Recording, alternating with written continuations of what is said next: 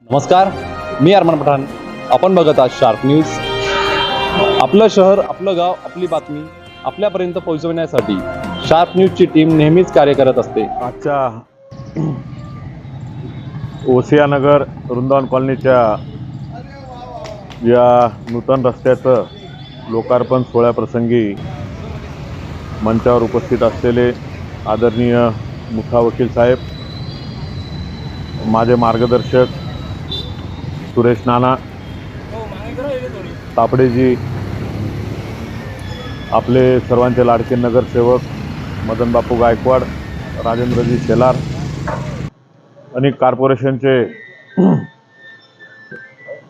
एक कार्यतत्पर असे अधिकारी अजयजी चांगरे साहेब, उपस्थित मंचावरील मान्यवर आणि समोर बसलेले सर्व माझ्या माता भगिनी आणि बंधूंनो, बहुप्रतीक्षित असा हा रस्ता, जे कामं भरपूर होत असतात. अगदी आता तर कुठलाही रस्ता करायला घेतलं की पहिले 2-5 लाखात व्हायचा. पहिल्यांदा हा रस्ता मी ज्यावेळेस मंजूर केला तर 3 लाखात त्याची मंजुरी झालेली होती.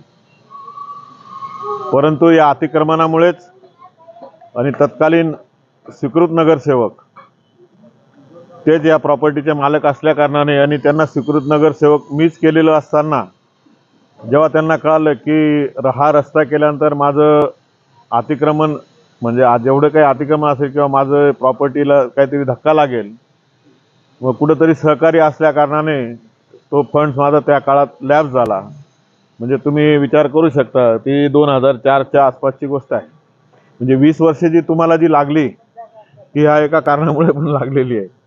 आणि आज हे केल्यानंतर थोडेफार त्याचे परिणाम माझ्या निवडणुकीवर पण झाले, हे अतिक्रमण काढल्यानंतर. म्हणून मदन बापूंनी मला या ठिकाणी विचारलं की असं अशी नागरिकांची मागणी, काय करावं. इकडे आपलं सोपान अण्णांचं या ठिकाणी कंपाऊंड तुटू शकतं आणि राहिला विषय इकडं ते या झाडामुळे आपले हे सुरक्षित होते पटेल साहेब. तर असं सगळं काही चाललेलं होतं.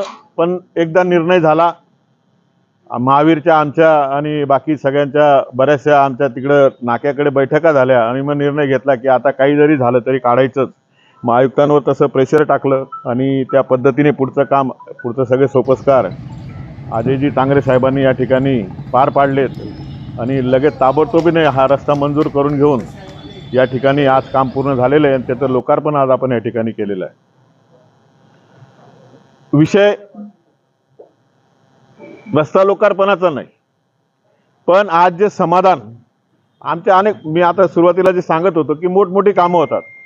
या कामाचं किती 20-1 लाखाचं असेल, 17 लाखाचं फक्त काम, पण त्याचा लोकार्पण सोहळा होतोय. अगदी करोडची कामं होतात पण त्याचा लोकार्पण सोहळा होत नाही. कारण त्याला ते आपसूक होत असतात. म्हणजे शासनाचे, राज्य शासनाचे, केंद्र शासनाचा निधी येतो, ती कामं करायची असतात, होतात, लोकांना सुविधा मिळते, इथपर्यंत ठीक आहे, सार्वजनिक विषय. पण इथे हा एक कुटुंबासारखा हा विषय झाला. म्हणजे एक कुटुंब अनेक वर्ष त्रास सोसत होतं आणि त्या कुटुंबाला कुठंतरी आज मोकळा श्वास घेण्याची या ठिकाणी संधी मिळाली. तो आनंद सगळा तुमच्या चेहऱ्यावर या ठिकाणी दिसतो. यासाठी तुम्ही सगळ्यांनी लढा देण्यासाठी या ठिकाणी, म्हणजे विशेष म्हणजे इतर कुठला भाग असला, स्लम असला किंवा मध्यमवर्गीय असले की आपल्या मागण्यांसाठी ते ताबडतोब पुढे येतात. अर्ध फाटे तरी करतील, रस्त्यावर येऊन आंदोलनं करण्याची त्यांची तयारी असते. पण आपल्या या अशा भागामध्ये खूप अवघड होऊन जातात. त्यावेळेस आम्हाला महावीर लागतो, कल्पेश लागतो, चेतन लागतो. ही अशी राहिली की हे बरोबर तुम्हाला बाहेर काढतात, कारण आम्ही नाही करू शकत ते. म्हणून हे खरं श्रेय या दोघा-तिघांचं खास करून आहे आणि त्यांच्याचमुळे हे झालं. इतकं 20 वर्षानंतर जी काही आपल्याला जागं करण्याचं काम यांनी जे केलेलं आहे, निश्चितपणे तुम्ही यांचं अभिनंदन केलं पाहिजे, यांचे आभार मानले पाहिजे. आणि येणाऱ्या काळामध्ये जी काही मागणी आता वैद्य साहेबांनी या ठिकाणी ठेवली आहे, आधी त्याबाबतही बघून घेतो. आताची परिस्थिती काय, माझ्या मते एक ओपन स्पेसवर तर पूर्ण अतिक्रमण आहे असं काहीतरी. हां, जे पण काही असेल, आता अतिक्रमण अधिकारी इथं आहेत, मदन बापूंकडनं ते दोघं लेआउट मागून घ्या, काय परिस्थिती आहे ती बघून घ्या.